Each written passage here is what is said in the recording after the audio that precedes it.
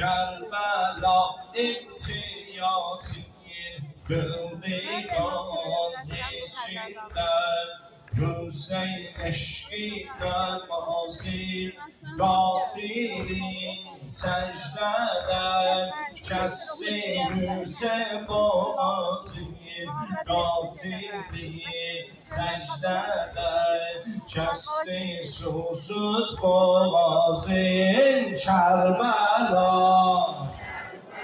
Maşallah.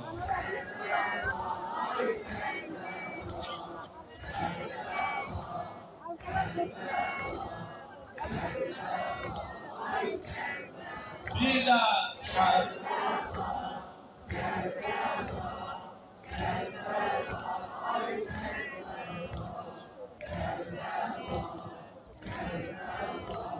Kerbela, ay Kerbela ver baden teşneyi Peymaneyi güzel can sen şem'in vefabiz Pervaneyi güzel can Kerbela eşkünden divaneyi güzel can Kerbela eşkinden divaneyi güzel can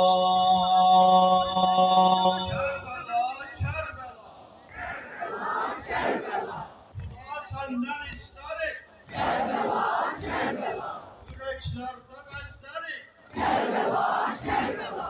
Ademe değişmerim. Torpağın azizlerim. Ağlı yolun gözlerim. Erbeğini isterim. Erbeğini isterim. Zulme boyun eğmerim. Susuzların nanesi. Zeynep'in tabi sesi. Kerbela.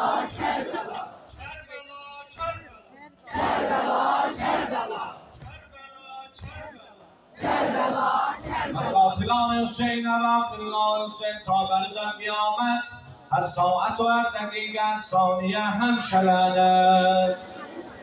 Kurban olalım size.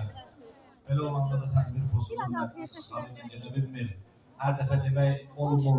Məclisi bozmaq olmur. Özünüz boşluqlar görürsünüz. Gəlin qabağa çıxlaşın.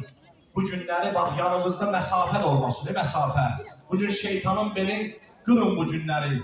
Bütün müsəlmanlar